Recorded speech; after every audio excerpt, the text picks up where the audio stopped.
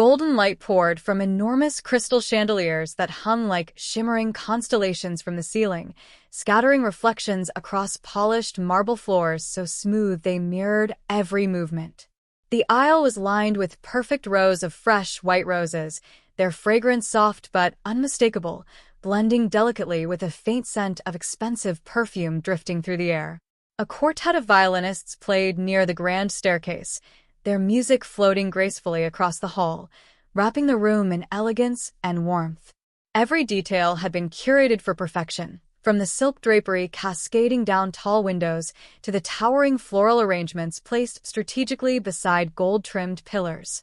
Guests glided across the reception hall dressed in designer gowns that shimmered beneath the lights and tailored tuxedos cut to flawless precision. Diamonds sparkled at wrists and throats. Polished shoes tapped lightly against marble as wealthy families exchanged firm handshakes and well-practiced smiles. Champagne glasses clinked in celebration while photographers moved swiftly, capturing laughter, posed embraces, and carefully constructed images of happiness. Conversations revolved around business expansions, luxury vacations, and investment opportunities, as if this wedding were not just a union of two hearts, but a merger of powerful empires. Everything about the atmosphere felt immaculate, controlled, sophisticated, almost cinematic in its perfection. But then, as if guided by an unseen lens, attention drifted toward the far corner of the hall. There, slightly removed from the glittering center of attention, a single man sat alone at a round table draped in ivory linen. His suit was impeccably tailored, his posture straight, his expression calm and unreadable. He looked neither lost nor uncertain. Yet no one approached him. Guests passed his table with stiffened shoulders. Some whispered behind manicure hands. Others cast brief, uncomfortable glances before quickly looking away. The contrast was impossible to ignore. Celebration filled every inch of the room, except for the quiet isolation surrounding that one seat. And though no one said it aloud, something about his presence unsettled them in a way they could not explain. Near the center of the room, a cluster of bridesmaids stood close together, their pastel gowns brushing softly against one another as they leaned in to whisper. Their smiles faded whenever their eyes drifted toward the corner. One of them subtly tilted her head in his direction, murmuring something that caused the others to glance quickly, then look away just as fast. Their laughter returned, but it sounded thinner now, forced, as though curiosity had replaced comfort. At a nearby table, an older woman wearing layers of pearls tightened her grip on her designer handbag the moment a waiter passed by him. Her lips pressed into a thin line, and she adjusted herself in her chair without breaking eye contact for several seconds. It wasn't fear exactly, more a quiet suspicion, the kind shaped by assumptions rather than facts. A well-dressed businessman swirling champagne in a crystal flute leaned toward his companion and muttered, just loud enough to be overheard. Who invited him? His brows knitted together, not in anger but in confusion, as though the man's mere presence disrupted the carefully curated image of the evening. No one approached the solitary table. No handshake was offered. No polite introduction extended. People navigated around him as though he were invisible, or worse, as though acknowledging him might somehow lower their own standing. It wasn't open hostility. There were no harsh words, no dramatic confrontations. Just silence. Space. Distance. The quiet choreography of avoidance. Even the staff reflected the same unspoken bias. A waiter paused at every nearby table with warm attentiveness, refilling glasses promptly and offering gentle smiles. But when he reached the lone man, his politeness stiffened. The service slowed. The smile looked rehearsed, mechanical. The glass was refilled without conversation before the waiter quickly moved on. Through it all, the man remained composed. He adjusted his cufflinks once, then calmly checked his watch as if measuring time with quiet certainty. His gaze occasionally lifted toward the stage, where the ceremony would soon begin. There was no frustration in his expression, no wounded pride. If anything, he seemed steady, almost assured. He wasn't scanning the room nervously. He wasn't shrinking under the weight of judgment. He was waiting, not for approval, Not for acceptance. For something else entirely. The soft murmur of conversation dissolved as the music shifted, the violins deepening into a richer, more dramatic melody. Every head turned toward the grand entrance as the tall, ivory doors slowly opened. A hush swept across the hall, thick and immediate. She appeared in the doorway, like a vision sculpted from light. The bride stepped forward in a custom white gown that shimmered with delicate hand-stitched crystals, the fabric flowing behind her like a quiet wave. The fitted bodice framed her with effortless elegance, and a long veil trailed gracefully across the polished marble floor. Under the glow of the chandeliers, she seemed almost luminous, radiant, poised, every inch the picture of perfection. Her smile was soft yet confident, her eyes bright with emotion. As tradition demanded, everyone rose to their feet. Chairs shifted, champagne glasses were set down, and applause filled the hall in warm waves. Cameras flashed rapidly, capturing every angle as she began her slow walk down the aisle lined with white roses. Guests beamed at her, some dabbing at their eyes, others nodding with approval. She smiled at familiar faces as she passed, friends, distant relatives, business associates, acknowledging each with practiced grace. And then her steps faltered. Her eyes stopped moving. Across the sea of polished faces and glittering jewels, her gaze locked onto the far corner of the room. She saw him. Something shifted in her expression. Not shock, not embarrassment, not fear. It was something deeper. Something personal. Her smile softened into quiet emotion, her eyes glistening in a way no one expected. For a few seconds longer than necessary, she held his gaze. The music continued, but whispers began again, softer this time. Curious, confused, unsettled.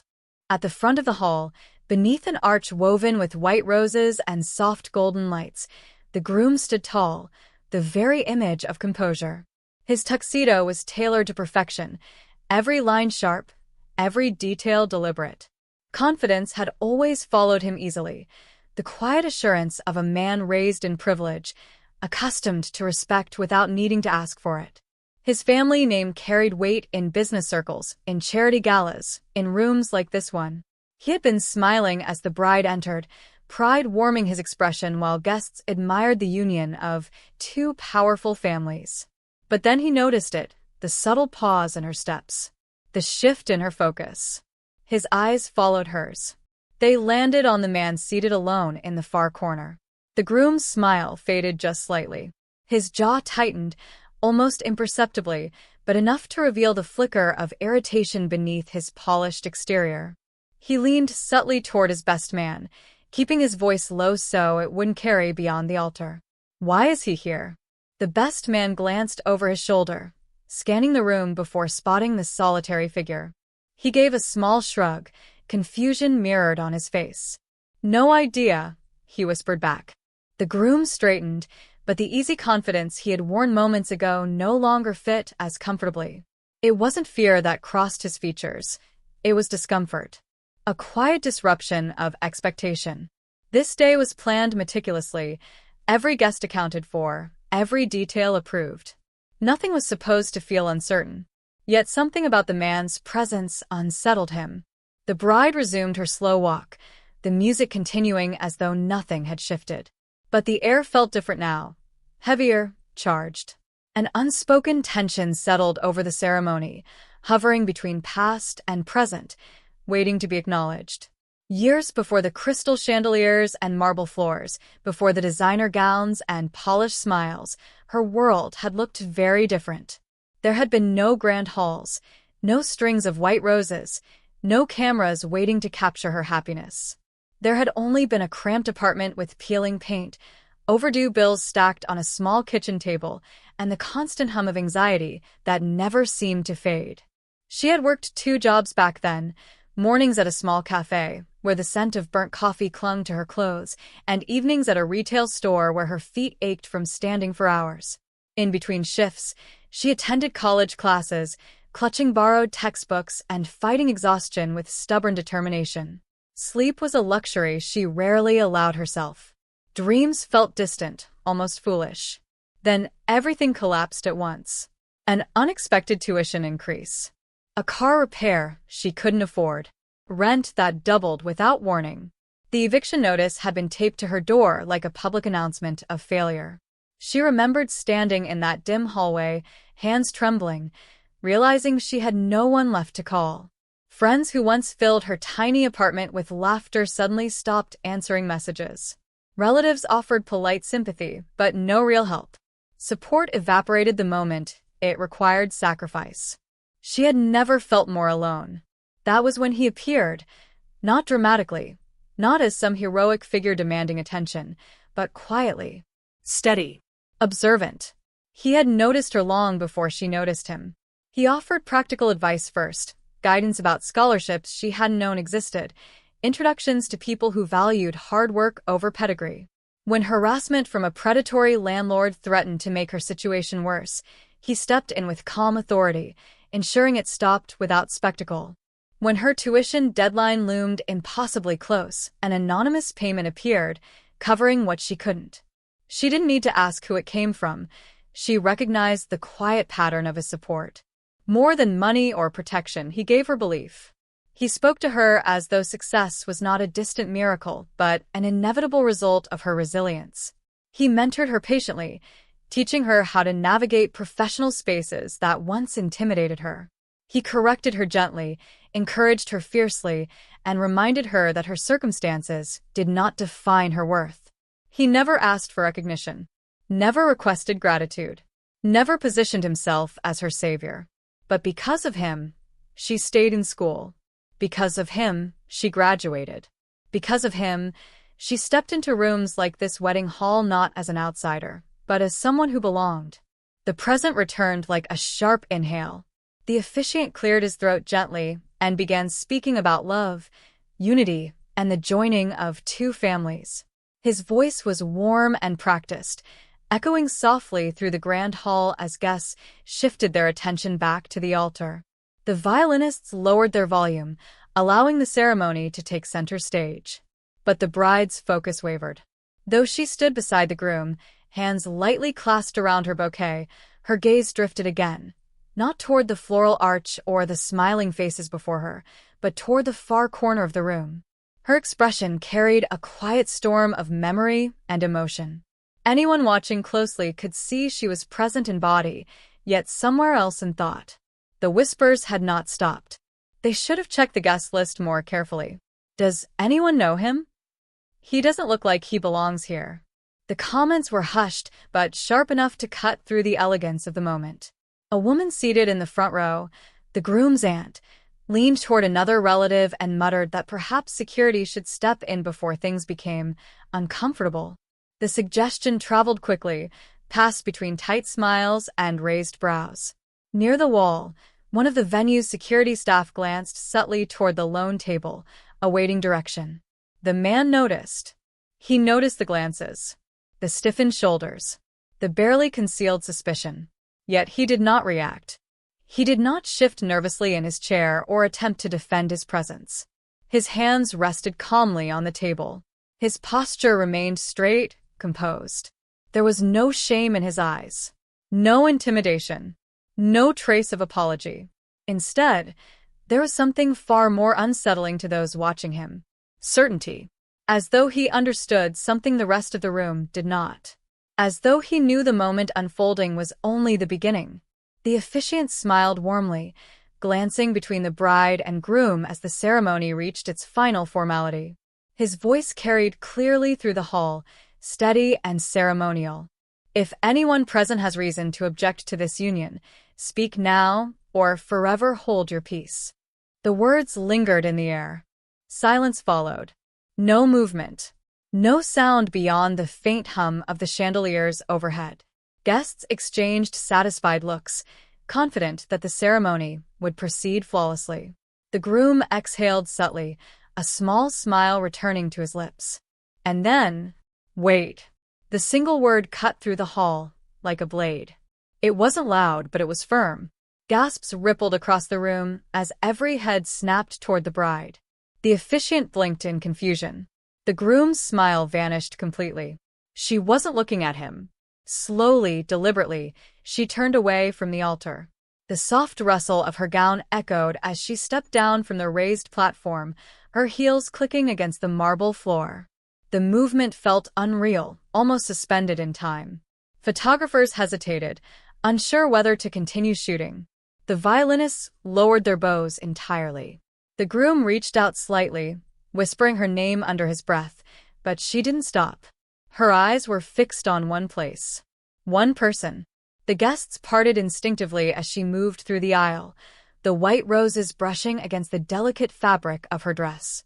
Whispers erupted again, louder now, tinged with disbelief. Is she serious? What is she doing? She didn't hesitate. She didn't falter. With every step, the tension tightened, pulling every gaze toward the far corner of the hall, toward the man who had sat alone all evening. As she approached his table, he rose slowly from his chair. No rush. No surprise. He adjusted his jacket once, his expression calm, almost knowing. And in that suspended moment, with the bride standing before him and the entire room watching in stunned silence, it felt as though the world itself had paused. No one moved. No one breathed. The celebration had frozen into something far more powerful. She stopped just inches from him, her breath unsteady but her posture firm. Up close, the emotion in her eyes was impossible to miss. They shimmered beneath the chandelier light, not with embarrassment or hesitation, but with something far deeper, gratitude that had waited years for this moment. The microphone, still clipped discreetly to her gown, captured the faint tremor in her voice as she spoke. Not fear. Not doubt. Gratitude. She looked up at him fully now, no longer the uncertain young woman he had once met, but someone who had grown into her strength. The entire hall leaned into the silence. Then she said his name. His full name. Clear. Strong. Undeniable. It echoed through the speakers and carried across the marble floors. For a split second, no one reacted. Then recognition began to ripple through the crowd. A businessman near the back stiffened. A woman at the front covered her mouth. Someone dropped a champagne glass, the sharp sound shattering against the floor unnoticed. The whispers returned, but this time, they weren't laced with suspicion. They were filled with shock. Because he was not a stranger. He was the founder of one of the city's largest scholarship foundations. A self-made millionaire who had built his empire from nothing. A respected philanthropist whose donations quietly supported hospitals, schools, and community programs, including initiatives the groom's own family publicly endorsed. The same man they had avoided. The same man they had questioned. The same man they had nearly asked security to remove. He stood there now, composed and dignified, as the weight of his identity settled over the room. But titles and wealth were not why her voice trembled. Not philanthropy. Not status. She turned slightly toward the guests, her hand still gently holding his sleeve. This, she said softly, is the man who believed in me when no one else did. And in that moment it became clear. More than a philanthropist. More than a millionaire. He was the reason she was standing there at all. She took a deep breath, her hand still resting lightly on his arm, and turned slowly toward the audience. Every eye followed her, curiosity and confusion mingling in the polished faces before her. The murmurs quieted as the weight of the moment settled, the hall suspended between the ceremony that should have continued and the revelation that had just begun. When I was struggling, she began, her voice steady now despite the emotion. When I had nothing, he was there. Quietly, without asking for recognition, without drawing attention, he helped me when no one else would. He believed in me when everyone else had turned away. Her gaze swept the room, landing on familiar faces whose expressions shifted imperceptibly. When people whispered, judged, and assumed I didn't belong, he supported me. When I felt like giving up, when the challenges of life, work, and school felt too heavy, he reminded me of my strength. Not with words of praise, but with actions that made me capable of standing here today. The crowd grew quieter, the whispers now tinged with unease. He funded my education, protected me from those who would have exploited me, guided me in ways no one could see. And he did it all without ever asking for anything in return. Her eyes softened, turning toward the groom's family, many of whom were now shifting uncomfortably in their seats. You praise the charities he has built, the hospitals, schools, and programs you publicly support. Yet here you were, ignoring the very man who made it all possible, including opportunities that may have touched your own lives. The groom's expression changed first. Confusion gave way to recognition, then dawning realization.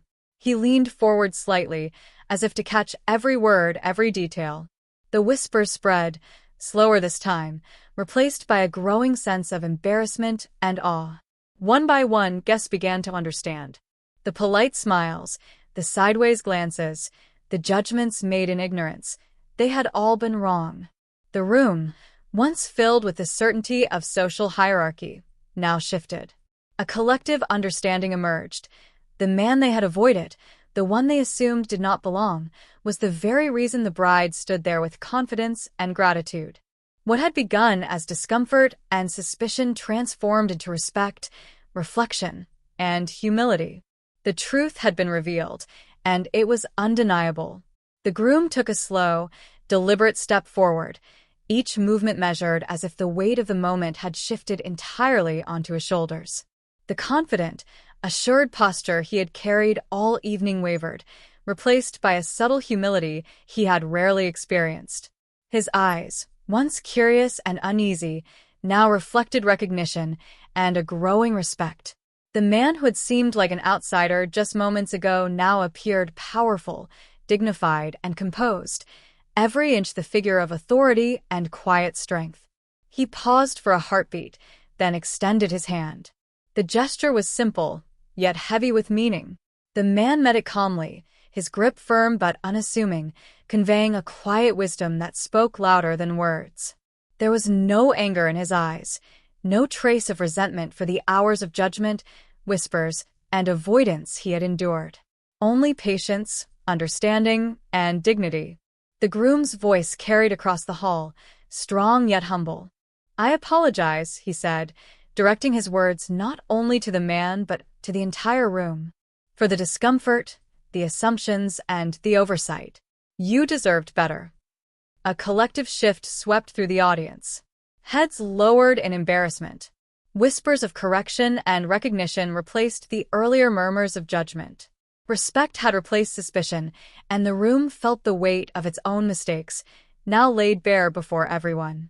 The bride stepped closer, her hand resting gently on his shoulder, and then she embraced him fully. The moment was intimate, yet public, a gesture that carried years of unspoken gratitude and acknowledgement. Her tears traced slow paths down her cheeks, glistening under the chandelier's glow. They were not tears of sadness, but of relief, pride, and deep, enduring gratitude for someone who had believed in her when no one else had. The man held her firmly, his posture steady, his calm presence offering reassurance. He didn't speak, but his eyes reflected everything words could not capture: acknowledgement, respect, and the quiet satisfaction of knowing his efforts had made a difference. Around them, the room began to respond. A few hands clapped softly at first, hesitant, almost in disbelief. Then the sound grew louder, spreading like ripples across the hall. Applause filled the space, breaking the tension and transforming the air from discomfort into celebration. What had begun as subtle prejudice, suspicion, and judgment now shifted entirely. Respect replaced avoidance, admiration replaced whispers, and humility settled over the crowd. The atmosphere was no longer one of social hierarchy or expectation, but of acknowledgement, a recognition of character, of deeds, and of the power of unseen kindness finally brought to light. As the ceremony continued, the echoes of what had just unfolded lingered in the hall. Guests adjusted their posture, their minds racing as they reflected on their own assumptions. The man who had been quietly present all evening had revealed something far greater than wealth or status. He had revealed character, integrity, and the quiet power of humility. Appearances, it became clear, could deceive. The careful judgments that had been whispered behind hands and behind polite smiles were meaningless in the face of true worth. Silence, too took on a new meaning. For years, he had remained unassuming, never demanding attention, never seeking applause or recognition. His quiet patience had been mistaken for passivity, his restraint for weakness. But as the bride stood before him, gratitude shining from her eyes, it became clear that true strength often speaks without words. Presence does not require approval, and value does not need validation from the skeptical or the judgmental. The bride's choice was equally powerful. She had chosen gratitude over social expectation, loyalty over superficial hierarchy. In acknowledging him publicly, she had reminded everyone present that morality, kindness, and integrity often exist outside the spotlight, and that true influence is measured by impact, not visibility. The wedding, intended to be a celebration of love between two people, had become so much more. It transformed into a lesson in dignity, respect, and hidden greatness. It reminded every guest that the world is richer when humility is honored and assumptions are questioned. That sometimes the most profound lessons come not from those who demand attention, but from those who quietly shape lives from the background. And as the applause gradually died down and the music swelled again, the truth settled gently over the hall. Sometimes the most important person in the room is the one everyone tries the hardest to ignore.